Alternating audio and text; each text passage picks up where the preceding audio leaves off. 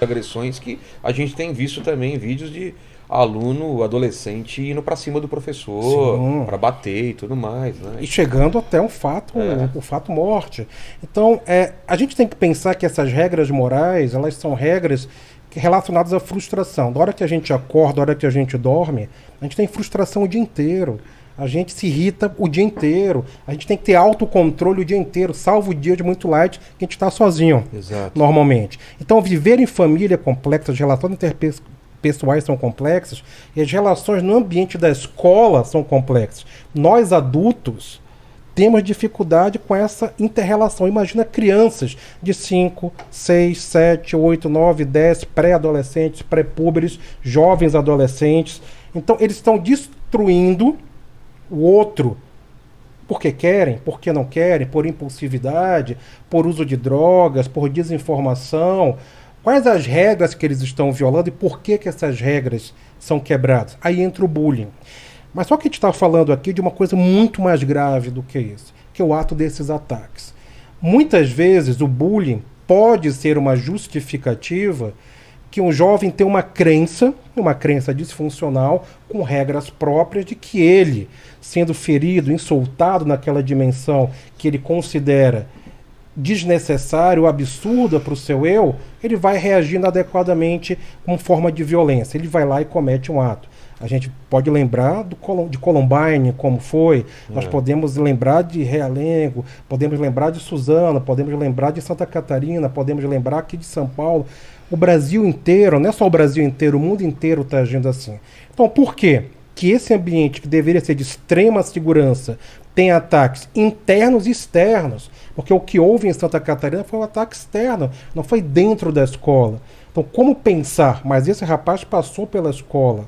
E por que alguém planeja agir dessa maneira? Porque é o princípio da predação.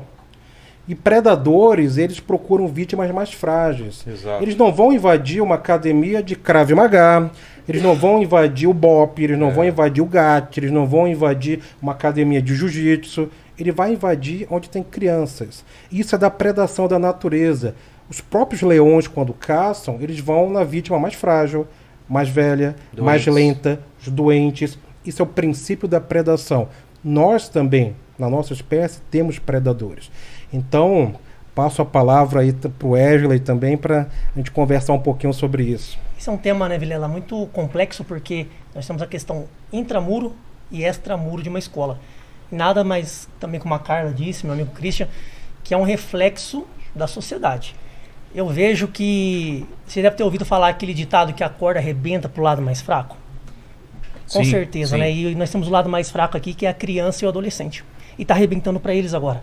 Está arrebentando o fluxo, né, como reflexo, na verdade, de anos, talvez décadas, de uma falência de 3 instituições que são extremamente importantes. A primeira, com certeza, a família. Tá. Segunda, a escola. E terceira, as autoridades policiais ou quem deve coibir. O Estado. Ou sim, o Estado. Em última instância, o Estado. Vamos imaginar que a criança é o elo sempre mais fraco dessa equação aí. Dentro de casa, muitas vezes, eu recebo demais de jovens dizendo: Wesley, eu tô passando aí, meu amigo mexe comigo, ele faz bullying, de leve a moderado. Quando é mais grave, a gente já contata a autoridade policial direto, né? Tá.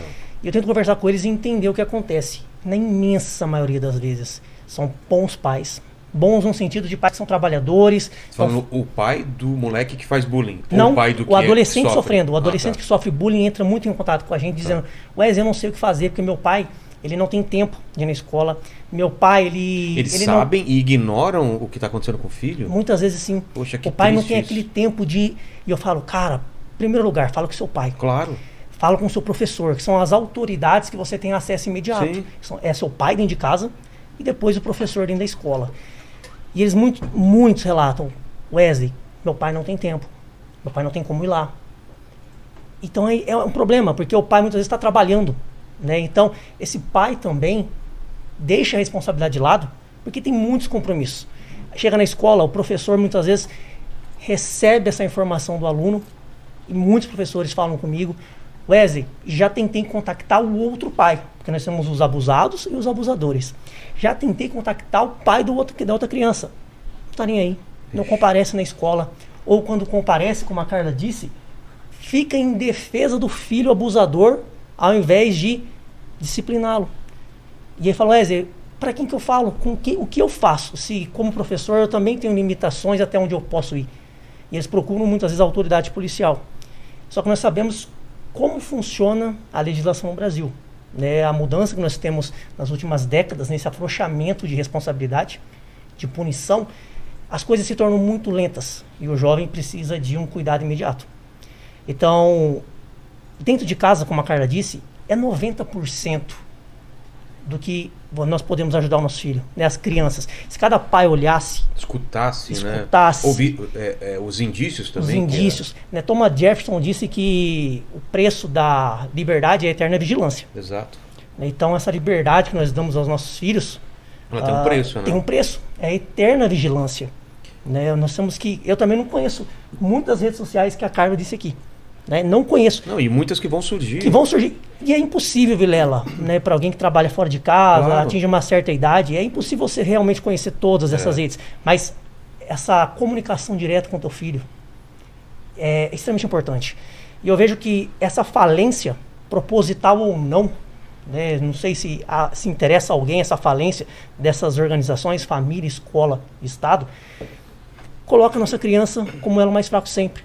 Mas o problema é intra e extramuro, porque nós temos casos onde um outro adolescente cometeu um ataque bárbaro, como pessoas de fora da escola, maiores ali de idade, que entrou lá com uma machadinha e prejudicou quem não deveria. Exato. Né? Então nós temos um problema de segurança pública muito grave. Eu, sinceramente, acredito, como instrutor de defesa pessoal, que a nossa resolução imediata, o mais rápido possível, nós temos uma urgência e temos coisas importantes. É extremamente urgente e importante e não vai custar nenhum real, porque quando fala em dinheiro, a coisa fica complicada, né? Tudo é um passo atrás. Não vai custar nenhum real a mais, uma integração maior, que cada um assuma a sua responsabilidade. O pai de ser pai, a escola de ser escola, e o Estado, a autoridade que pune ou socializa novamente, faça. Eu acredito muito na união entre a comunidade, a escola e a autoridade. Então, eu sempre falo, pais, qual é a comunicação que vocês têm direto com a escola? Vocês não têm. Né? Ninguém mais próximo do aluno do que o pai e o professor.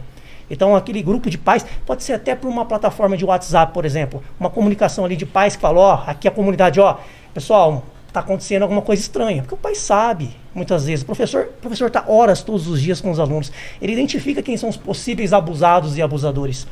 Para poder fazer uma integração, falar, pais, a gente precisa fazer alguma coisa.